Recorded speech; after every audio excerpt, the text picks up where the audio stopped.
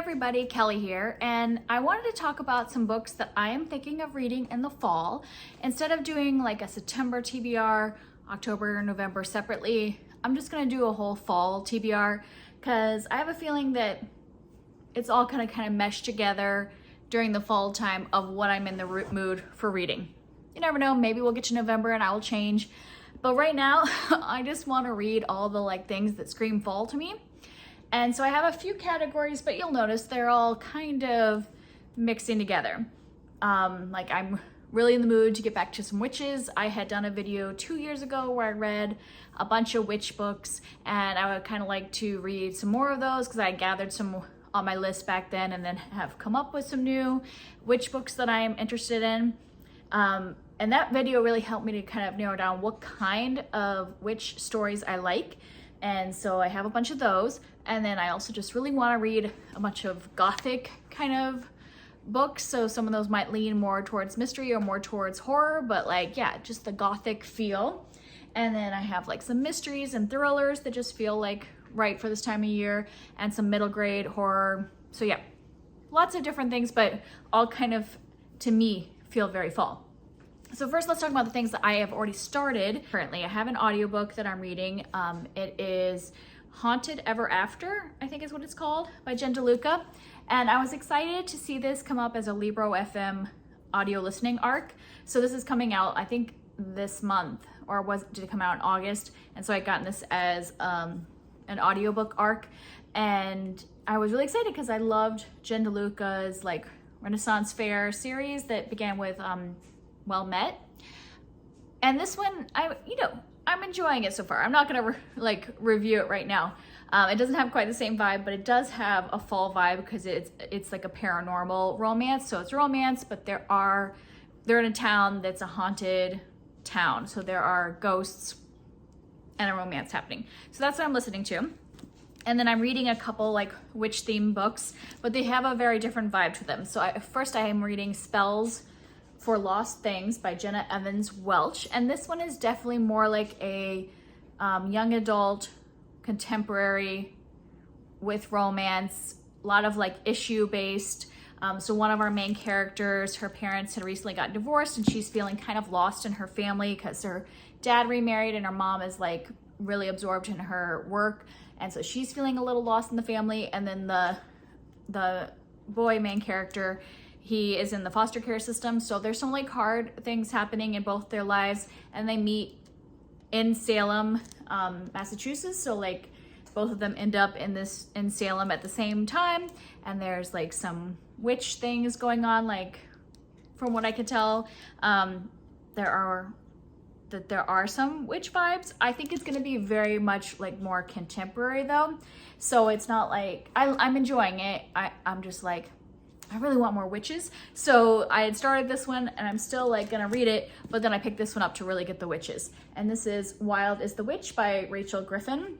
And this one is also young adult, but they're older. I think they're more 18 because one's in college and the main character, she didn't go to college. She's working after high school. So it doesn't feel as young adult because they're not actively in high school. But anyway, so in this world, witches are out in the open. So people know about witches and they're regulated. There's rules about what kind of you can do with your powers and all that stuff, what's legal and not legal in spell work. And our main character, her witch powers are related mostly to animals. And so that's really cool because she works at a wildlife refuge and she can kind of connect with the animals and all that. But then this is kind of she has a hate to love relationship with a guy that works at the refuge. And I don't want to give away, I mean, it gives more away in the synopsis, but I think just know this has definitely spells happening, witchy things happening, a real connection with nature in regards to witches, and I'm enjoying it so far. So that is what I'm currently reading, but I have some more witch books that I have on my TBR. Obviously, I'm not gonna read all of these.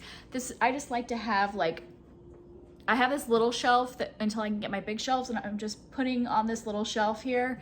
You can't fully see, but like I'm just filling it with things that I'm like in the mood to read soon, and I will just pick from them things from this like vibe of fall. And so, okay, so I have a whole pile. Some of these well, actually one of these I own, the rest were from the library. So the one I own is called The Witch of Willow Hall by Hester Fox. And Hester Fox, from what I know, does kind of like gothic romance books, historical fiction. So this is like historical, taking place in 1821. You know, looks like there's an old house. There'll be a witch. Yeah, definitely. I think it has a lot of different vibes. Ooh, it says 2 centuries after the Salem witch trials, there's still one witch left in Massachusetts. So another book that takes place in Salem. And then I have a couple that are like more on the like whimsical romance side that I was interested in trying this year, or at least one of these I'll probably read. I have Payback's a Witch by Lana Harper. I don't really remember anything about this one, but I think it's gonna be more like romance heavy. And then I have The Very Secret Society of Irregular Witches by Sangu Mandana, and I have heard really good things about this one. I think a lot of people were reading it last year, and that this one has like a whole like group of young witches and a woman who's like being a mentor for them, but then there's also like romance. So I'm excited to read that one. Of the two, if I'm only gonna read one, I'll probably read this one, but if I'm like I need more of this kind of vibe, then I might pick up Payback's a Witch as well. Then I have a couple that lean more on like the drama side, or probably more like family dramas that involve witches. I have The Last of the Moon Girls by Barbara Davis, and this is like a woman returning to like her, I think returning to like the family farm that she inherited, and like multiple generations of history that she's learning about. So definitely more of like a family multi-generational drama that involves witches of some kind or some kind of magic.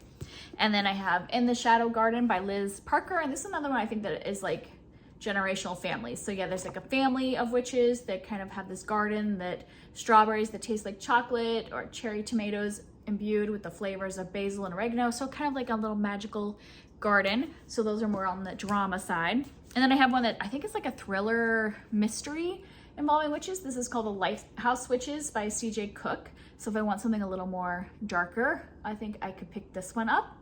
I think it involves like missing kids, or at least like two daughters go missing. I don't know if they're like little or older daughters, but yeah, so this is more of a mystery horror version with witches. And then I have The Once and Future Witches by Alex E. Haro.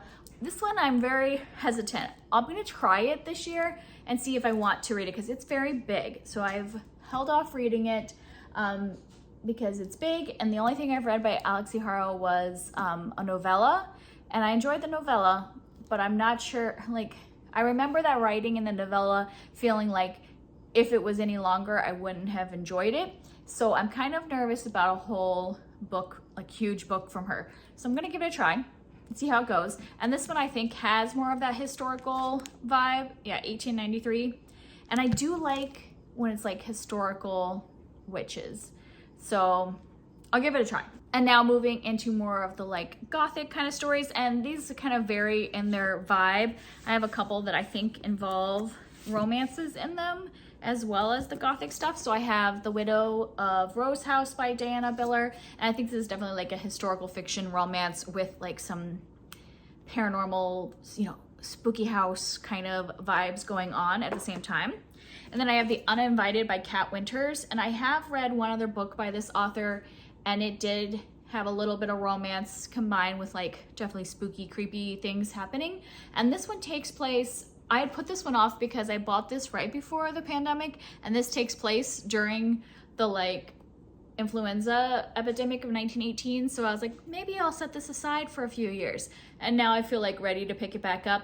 So it's taking place during that, and then there's like, I believe there are going to be some paranormal things happening at the same time. So that one feels very fall to me. And then I have The Reckoning at Gossamer Pond by Jamie Jo Wright. I've heard really good things about Jamie Jo Wright, and it definitely has that like gothic vibe from the cover. I think they're kind of like mysteries and suspense and atmospheric kind of stories that she writes. I don't remember what the plot of this one is. I just like had heard of this author, and so I just picked one up, and the cover looked interesting. So that might be one I pick up. I have The Woman in the Mirror by Rebecca James. Once again, creepy house. I think this is like where, so a woman accepts a post as a governess, and so she ends up at this like creepy big mansion, and who knows what's gonna happen there. I have The Lie Tree by Frances Harding, and I've read a few books by Frances Harding, and I want to read more. She writes more like towards a younger audience, but still like with horror elements and fantasy elements and like really rich worlds. And so I'm interested in this one. Of course, my book does not have a synopsis on the back of it, so I can't remember what this one is about. But it definitely has a fall vibe with the apple and the creepy kind of background. And the last in this kind of category is These Fleeting Shadows by Kate Alice Marshall. I've liked a lot of things I've read by Kate Alice Marshall, and she tends to write these kind of like creepy, gothic-y kind of stories. This one specifically involves an inheritance, and is this a house or is this like I was trying to see if it was like a school or something. It does say an ancestral home.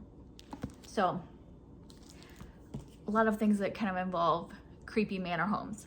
And then I just have like some mystery and thrillers that I've been in the mood for. I've read a couple mysteries lately that I was really enjoying, so I think I'm getting back into like kind of the murder mystery vibe. So some of these have multiple genres, but they all involve a mystery. Like The Spare Man by Mary Robinette Kowal is a mystery, but it's a sci-fi mystery. So it's taking place in space, and so we've got a murder mystery, but also sci-fi futuristic vibes. So I am looking forward to this. I actually had started it and read a couple chapters and then got absorbed in some other things. So I think I would like to get back to this and really actually dive in and read the whole thing. I have The Devil in the Dark Water by Stuart Turton, and I had liked what was it called? The Seven Deaths of Evelyn Hardcastle. I'd really liked that one. And I had started this book a couple years ago, and then like I got distracted. I was enjoying it, but I got distracted by some other things that I had for like challenges or buddy reads or something, and didn't come back to it. And it feels very much like a fall, like sit down and cozy in front of the fire. So when it gets a little bit colder in like a month, and we might start turning the fire on, or I might start like being in sweatshirts cozy up, I think this one will be nice because it's thicker and it is like a historical mystery on a big boat, and I think it'll be great for when it gets a little colder. And then I have The God of the Woods by Liz Moore, and this one is kind of everywhere. It was a new book this year, and a lot of people have been talking about it, so I went ahead and picked up a copy of it. I've never read anything by Liz Moore, but I've heard good things, and this one I think involves like a kid that goes missing, and the same family had another child that went missing years earlier, and they own a summer camp, I think it was. So I don't know all the details. It just had sounded interesting when other people talked about it, and like it's kind of like the literary thriller that is really popular this year, so I want to give that one a try. I have a book that I want to finally finish. I have Strange Sally Diamond by Liz Nugent, and this is kind of like a literary, not necessarily thriller, more like, yeah, it kind of mixes a lot of genres. There is some like suspense and twistiness and stuff like that, but I think it's mostly just a literary book. And I put it down because there was some content in here that I didn't expect. I didn't see it coming, which I should when it's like it says on the back, twisted and twisty, dark and gripping. And at the moment it was too much for me. And now it's been a year since I had started this. I had read like, what is it, like a third of it. And so now I think I'm gonna like kind of like skim read that first third again. And now that I know what's coming, I think I can handle it more. And then this is just a straight up like murder mystery, historical fiction. This is number 9 in a series, Home by Nightfall by Charles Finch. This is the Charles Lennox mystery series, and they're not like fully cozy mysteries. They're just kind of similar to an Agatha Christie or Sherlock Holmes, where it's just like the same private detective in each one, taking place in like the 1800s for this one. And I really enjoy them. I just have kind of been spreading them out lately so I don't get tired of them. So I'll probably read that one this year. And the last one that's a thriller is If Something Happens to Me by Alex Finley. And this one I think is the new one for this year. Like, I think this is Alex Finley's new book in 2024. Yes. And I've enjoyed the last couple, I think I've read 2 Alex Finley. I get some of these thriller writers mixed up. But yeah, I read Every Last Sphere and The Night Shift. I did not read his book last year. So I thought I would pick it up to give it a try, because I liked the first 2 I had read by this author.